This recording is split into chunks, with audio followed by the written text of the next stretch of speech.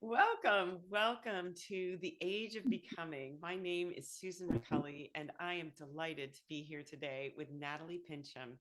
Natalie is a teacher and a friend who is a coach and a very wise woman in regards to building our businesses and our lives from a really strong place of integrity. And so thank you, Natalie, for being with me today. We're talking about embodied values. And you and I got into a conversation about how central getting clear on our values really is, and the impact that that has on our lives. So maybe talk a little bit about, tell us about how you use values work with your clients and your groups, and we can explore some of the aspects of that. Yeah, well, thank you, Susan, for such a lovely introduction. I really, really appreciate it. It's always such a pleasure to talk to you. And this happens to be like one of the topics that I, love to talk about anyway. So I'm so pleased to be here. So in terms of our values, we live life according to our values, but many of us haven't had the time or taken the time to really think through what they are, and yet they determine the types of decisions that we make. And that applies both in our personal lives and in our professional lives.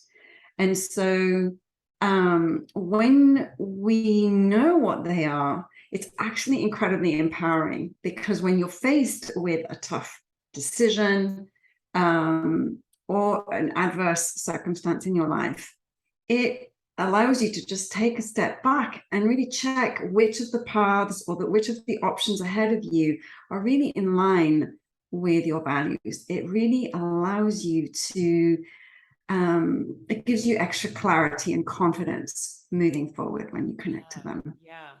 In my experience with my participants, my groups, it's very common for people to have sort of these amorphous, kind of really big terms that they use for their values.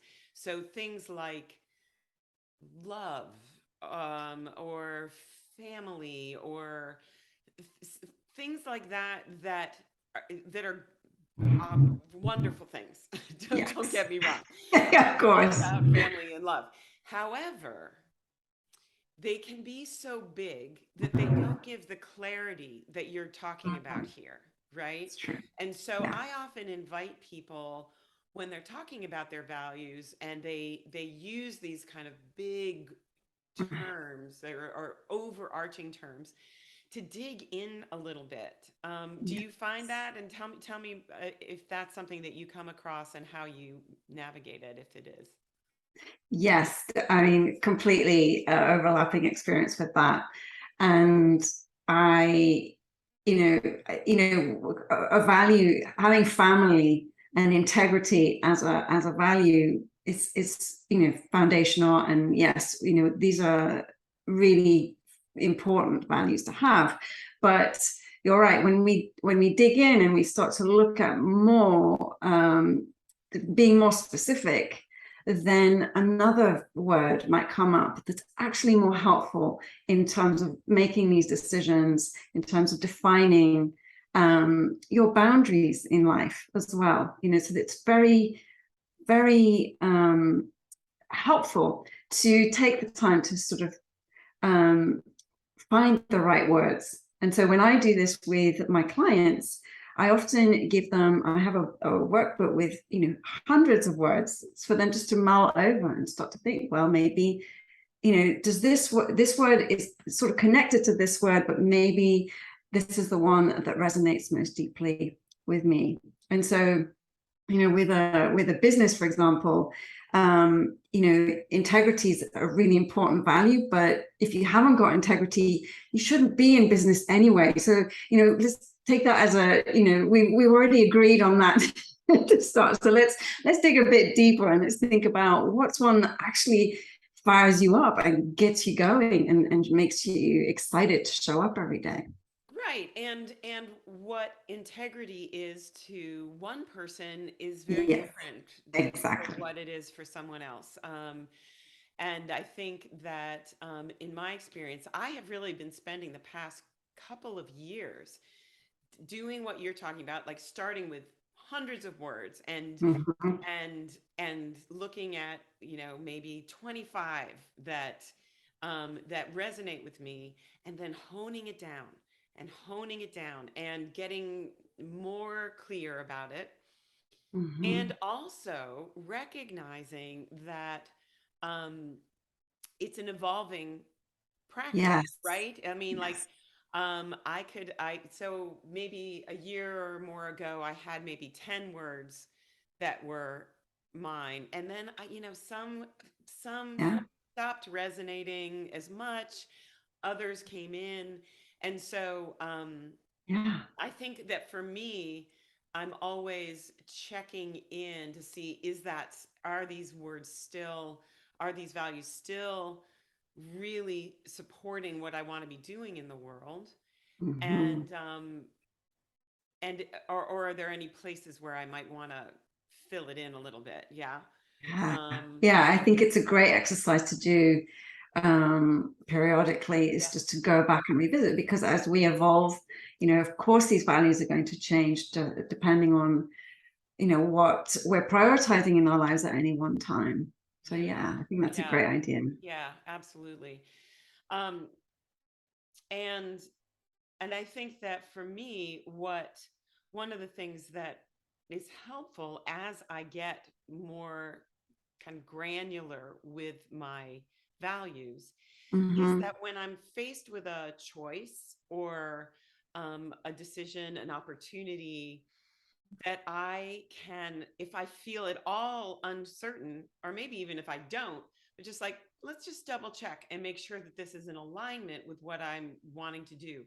And it's not just Hmm. something that looks good on paper or that somebody else wants me to do, Yeah, or that I've always done, and that perhaps uh, it no longer fits, right? yeah, Yeah. exactly. Yeah. Yeah, so for example, I have a client who was offered an amazing job. I mean, it was just great on paper, amazing salary, amazing benefits, amazing everything. But one of her foundational core values was independence and freedom and adventure. These was like core values. And the job was going to come with some serious hours, a huge time commitment. It was in complete contradiction to her core values. And when she took the time to sort of look at that, she was like, yeah, and this is not the right opportunity for me. It's an amazing opportunity, but it's not the one for me. And she felt so free when she saw that, and she was able just to make that decision just so much more, without the angst and the worry and so The it was, waffling with the yes, exactly. yeah, Yeah. yeah, Yeah. yeah. Wow. And wow, from the outside, that could look like a seriously courageous choice to make. And it Yes, is it a was. courageous choice. Yeah. However, I guess it feels easier given the grounding in what she's clear about what she wants. Yeah. And that as good an opportunity as it may be, it is one that was not going to feel the way she wanted. Her life wasn't going to feel the way she wanted it to feel. Exactly. That's Even if such a good people, way of saying it. Yeah. yeah, Yeah. right? Like, Yeah. instead, like, people may look from the outside like, wow, look at that big Yeah. job she has. Meanwhile, she kind of feels crappy because Mhm. she's so tied to the job. Yeah, Yeah. that's such a great story. Yeah. And so she came away with a much greater sense of purpose, and she didn't allow herself to be pushed across her boundary line.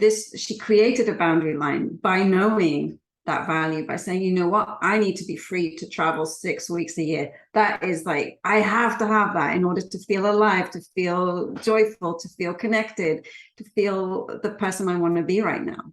And so, yeah, that, I mean, it allowed her to connect to her real motivation. Yes. Yes. Mm. And in our culture, it's so easy to get hooked into values that aren't ours. Yes, 100%. Yes, I've done it. I bet you've done it. I've done it. We've all done it. Yeah, for sure, for sure. Yeah. And I think that you know, we don't have to dive deep into the capitalism and patriarchy in which we all live, but Mm-hmm. but that's where a lot of them come from me, through that that I'm like, a woman should be doing this kind of thing. Mm-hmm. Mm-hmm. Whatever the Mm-hmm. patriarchy is saying at the moment, right? And or whatever's the most money is the thing that I should be going for. Mm-hmm.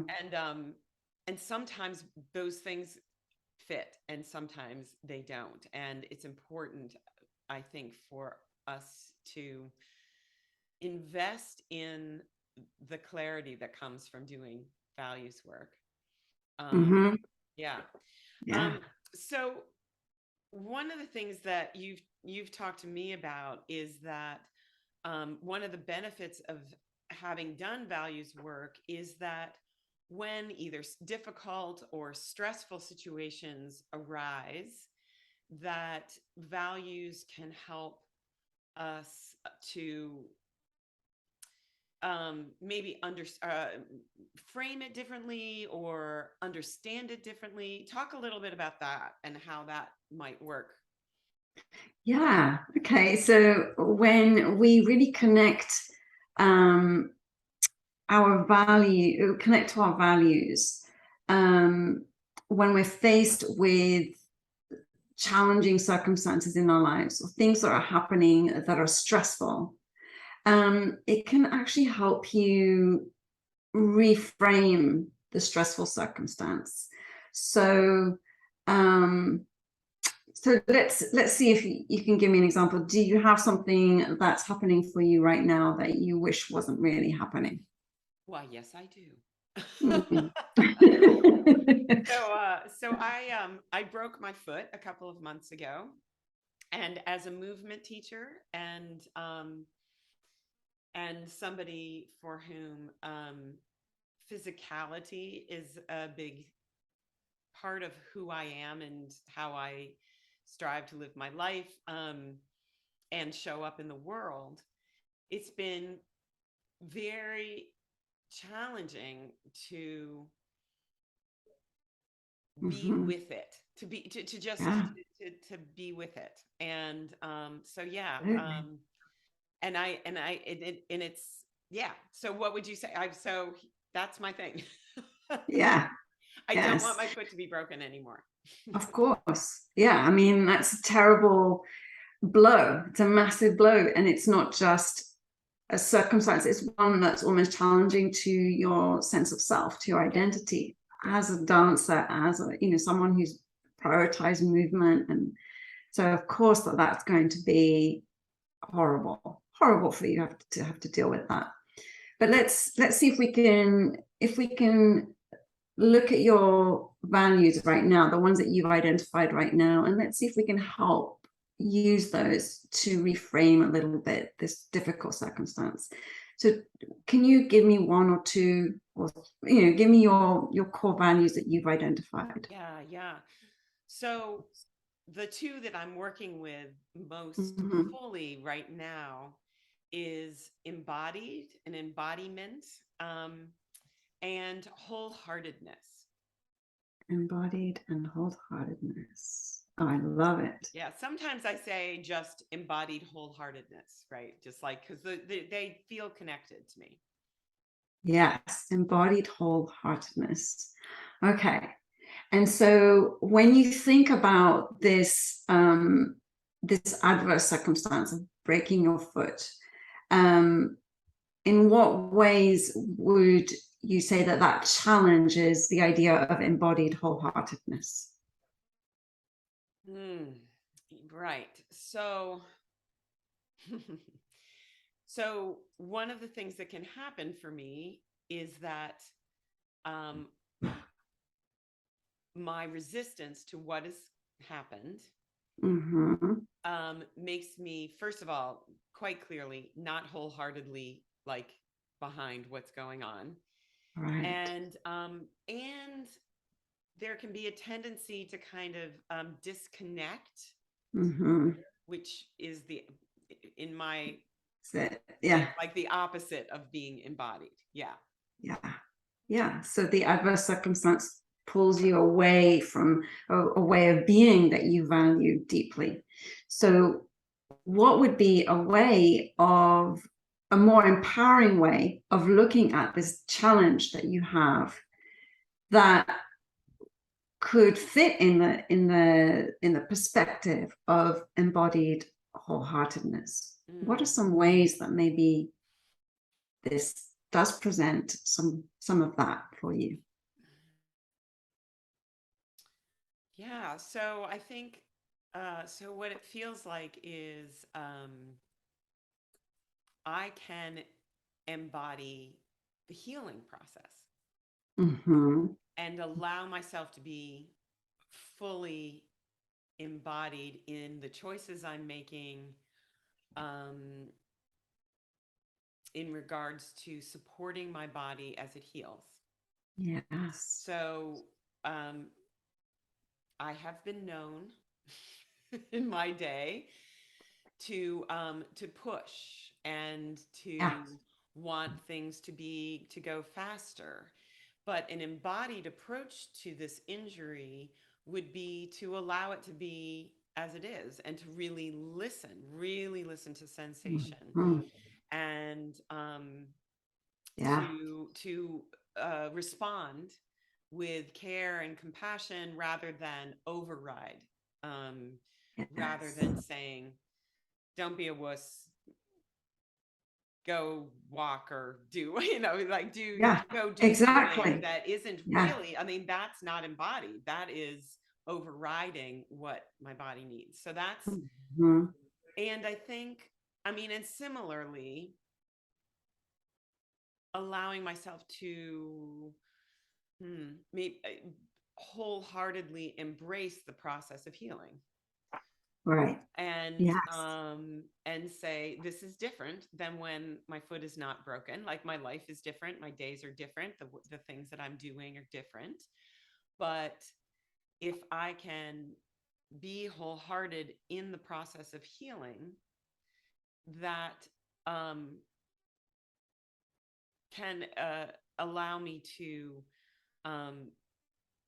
actually maybe even approach it with some enthusiasm. Right? That just came to me. It's like, oh, maybe I could be love like, it.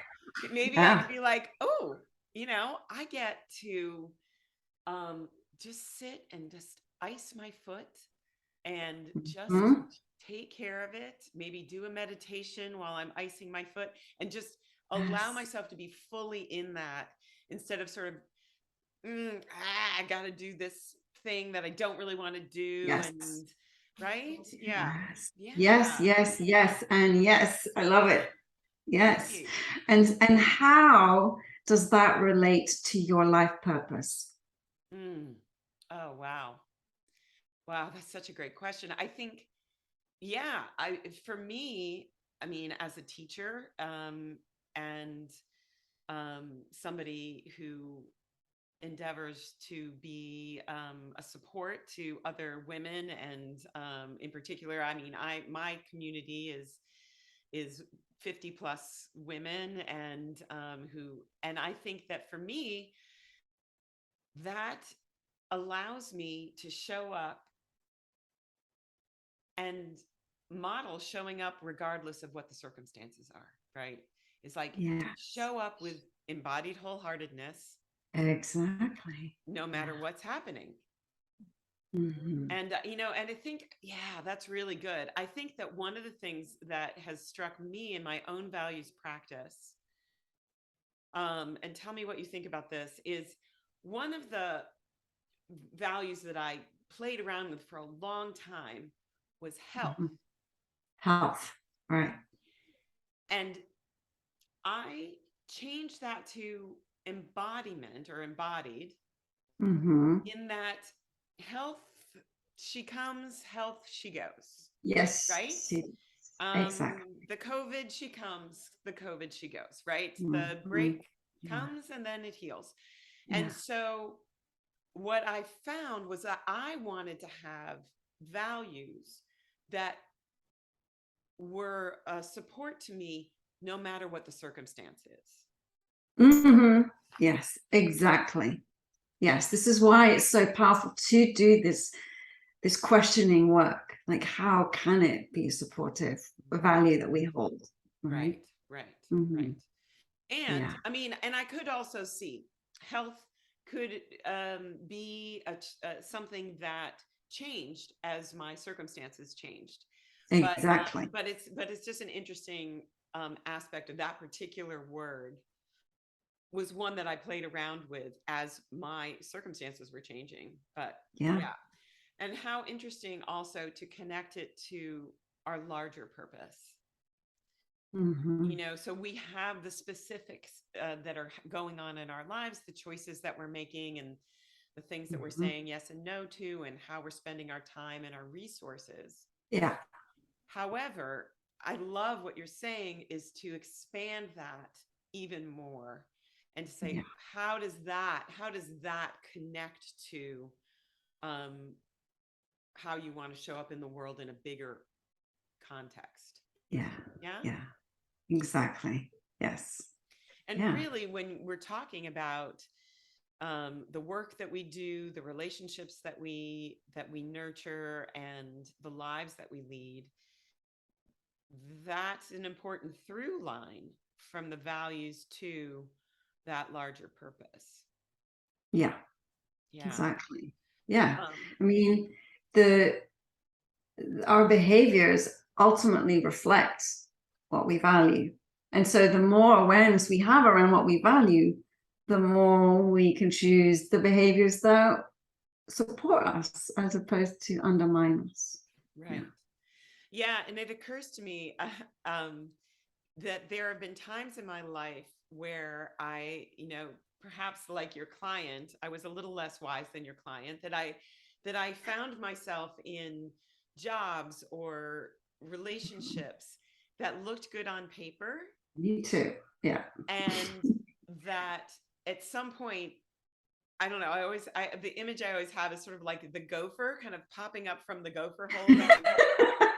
How did I end up here? Like, how am I doing this? I've wandered so far away. I mean, I think I may have told you this story that I worked for a time at at a company that was primarily selling televisions, and I had that gopher moment of like, wait a minute, I don't even like TV. Like, how am I putting all my life force energy into this company that does something that I'm like, kind of meh on? Yeah. So, but it's actually what's happening to a lot of us, right? A lot of us are finding ourselves in that situation where, well, I took the job because it sounded good. It was what I've been told I needed to do. But now, after a while, I'm like realizing, actually, no. How did I end up here? That is a really tough and thing to find yourself in that situation, but there's so much to learn from it and so much to inform what you want to do next. And that's I mean, I think a lot of us really came face to face with many of these questions during COVID. Absolutely. When the world broke and our routines dissolved, we were forced to be like, wait a minute. Yes. What am I actually doing? And does this feel right? And especially those of us who were juggling childcare and the job at home and just doing 10 times more than we'd even been doing before, when we'd already been maxed out before. Then it's like, well, is this really, is this really sane? Is this really how I want to live my precious life? Yeah. You know? Oh, Mary Oliver. Yes. Yeah. Wild and precious life. Yeah. I love her so much. Yeah, I Yeah. know. I think, yes, I think that that is, I'm glad that that came up, because that is, I think, something that certainly comes up for many of us regardless, but that is something in particular the past couple of years that Yes. has really been sometimes a sobering realization for us to realize, to say, wait a minute, I'm a gopher in the wrong hole. Mm-hmm. Mm-hmm. Yeah. Yeah. But it's great to have that realization sooner rather than later. But it's great, you know, to use that in a positive direction rather than be like, oh, you know, beating yourself up over it, Right. which is also a normal response, you know. Sure. And I think, if anybody who's listening is finding themselves in that situation, this is a perfect time to really invest some time in digging into your values, Yes, and getting as clear as you can with absolutely. with what really matters to you. And yeah, I think that that's a great invitation. Yeah.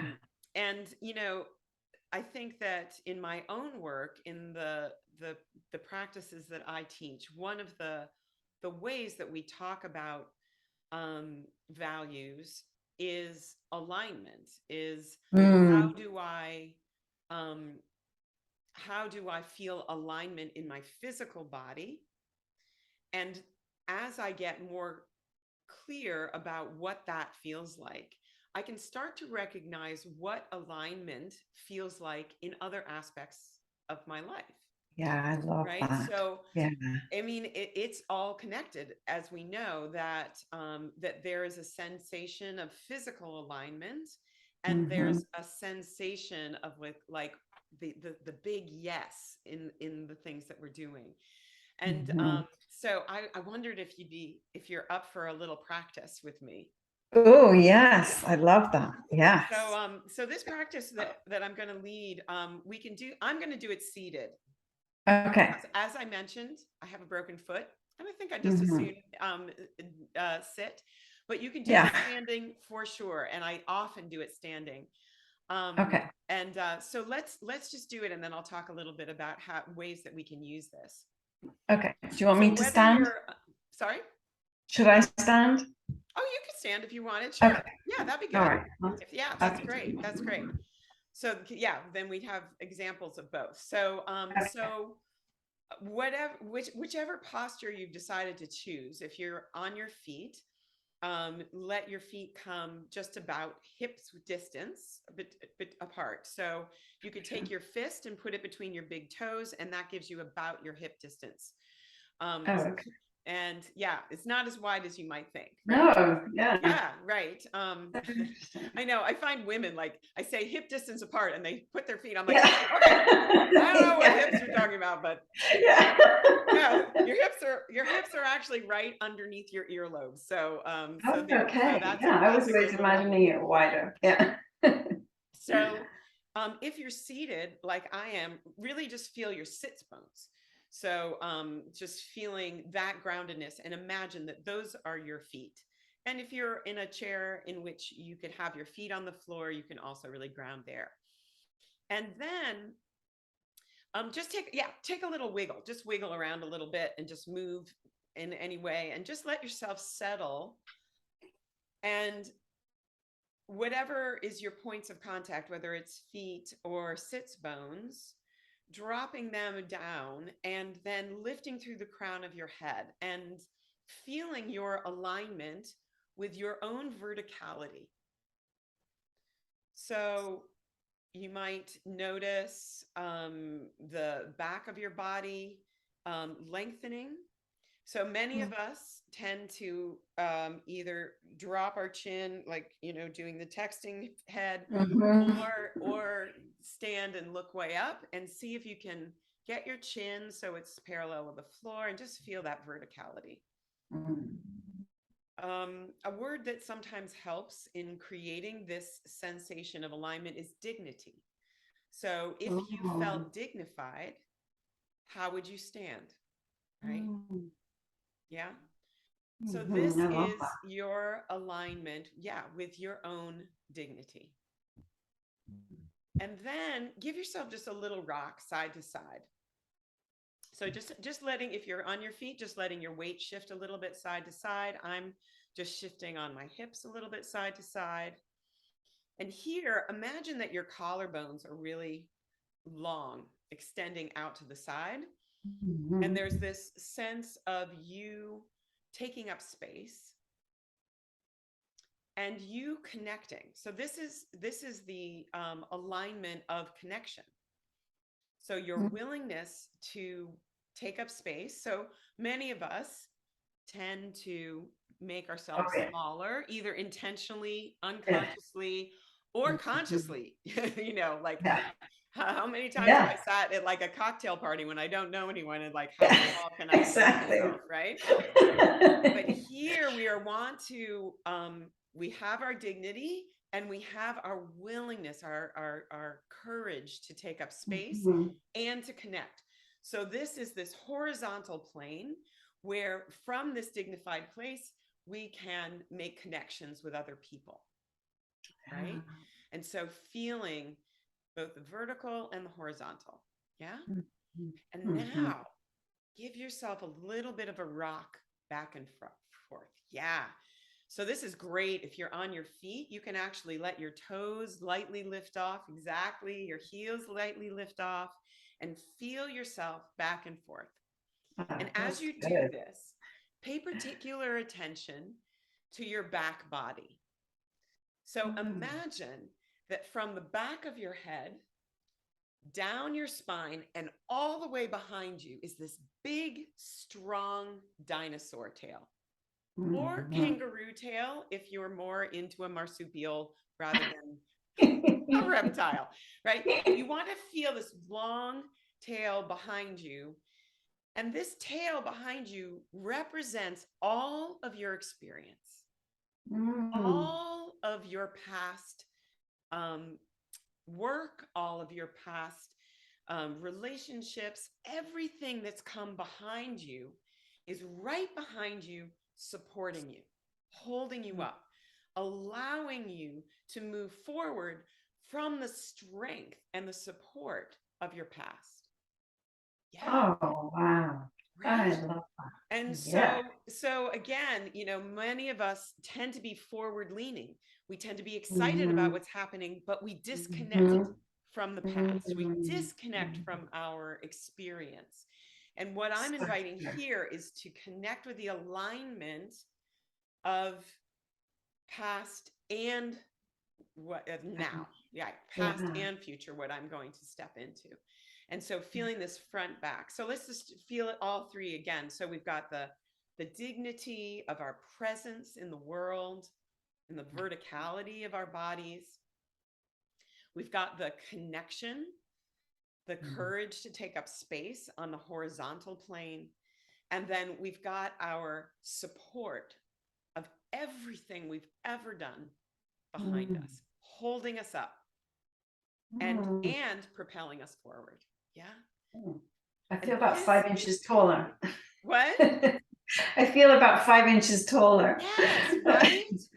So imagine that you're about to go into a meeting that you might have some concerns about, or you're not quite sure how it's going to go, or you're going to have a conversation with your child or your partner that you are nervous about.